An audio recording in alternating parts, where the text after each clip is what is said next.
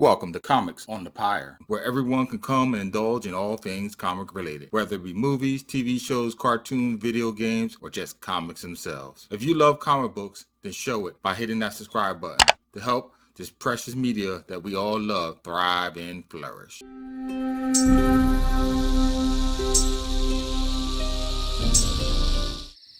On the backdrop of an ebony night, far-off planets shine bright, peppering the night canvas like diamonds on a Stygian velvet cloth. Below, on a terracotta arid landscape, 12 slender buttes stand defiant against the flats of the desert plain. Their unnatural formation denoting a hint to their purpose. Suddenly, without warning, the mute scene gives way to a crackling boom. Energy surges, filling the inner circumference of the site. The power builds, domes, and then busts, leaving 4 distinct hieroglyphs aglow. But of the 4, a stream of smoke only wafts away from 3. The bolt of energy, it seems, was just a catalyst, reviving life to beings long left dormant. There, laying in the womb of Mother Gaia, 3 unholy beings were interred. Arising with a sense of newborn freedom, they sever the umbilical cord of their host and stand confused below the desert sky. What once was 4 is now only 3. Without hesitation, they each cast a lot to divine for the answer of their newfound predicament. An eye, a feather, a bullet, and a bone. No mistaking those. The harvest has spoken. The 4th has betrayed them, and the penalty for that is only death. But the 4th horseman is unperturbed by his betrayal against the 3. It seems that he has his own agenda, dealing out his stock and trade to all those that he feels that has betrayed him. And this time, he has 2 new unholy companions at his side, each with their own distinct morbid method of destruction. The one, Corvus in nature, striking from the sky with keen-edged talons and razor-sharp beaks, and the other, displaying a lycanthropic disposition, one in which he grinders flesh with pincer-pointed fangs. God help those that stand in their way. Woe to the vanquished. For when his fury is unleashed upon the world, what can tame the harbinger of all our demise? What opposition can hope to veer the inexorable sheer will of his assault?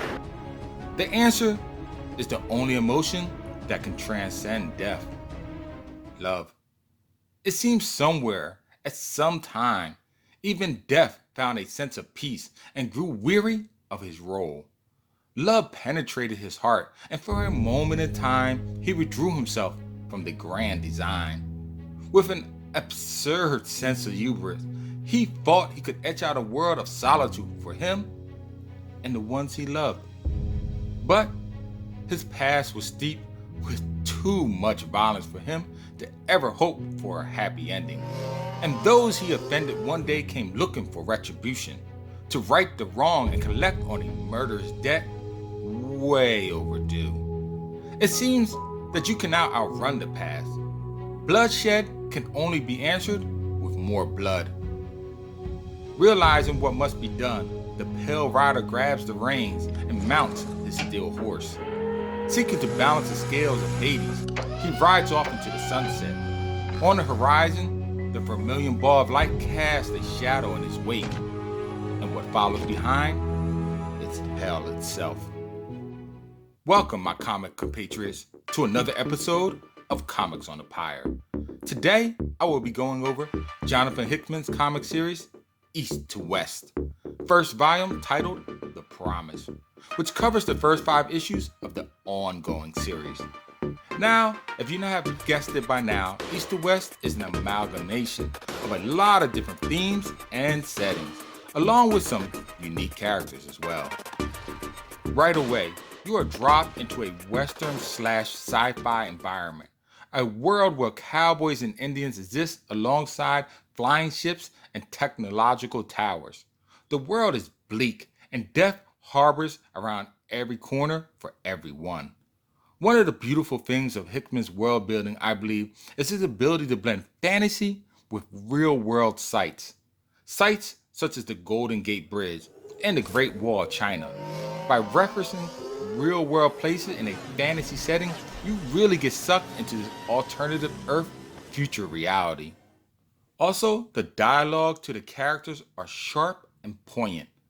Death is really cool, giving off a Clint Eastwood, the man with no name type vibe. Anyone talking to him knows any word that they utter could just as well be their last. The Western post-apocalyptic setting fits him perfectly. The many threads of the characters gives you a feel that the reader is about to embark on an epic story, as each character has their own agenda and goal. The only drawback I feel to the comic is in its pacing. The first volume just opens up so many questions. I don't know if during the journey all of them will be answered adequately. I guess we'll just have to wait and see. I mean, this story is involved. From heavy mythology lore to deep historical alternative paths. From political intrigue to religious fervor. It has the heartaches of love and the consequences of war. All exquisitely drawn by Nick Dragata. If you are looking for something thought-provoking and involved to jump into, East to West is going to be right up your alley. Just don't expect many answers too soon. With all this said, I give the series a 4.0 out of 5. A great read ranking so far, just because of its ambition and originality alone. I'm pretty sure the rest of the series, the plot, will unfurl quite nicely, but we'll just have to wait and see. Till then, feel free to visit my YouTube channel, Comics on the Pyre, and fellow YouTuber Second Street Marvel for other videos like this one. Tap on that bell icon before you go, and oh yes, as always, until next time, keep reading, my friends.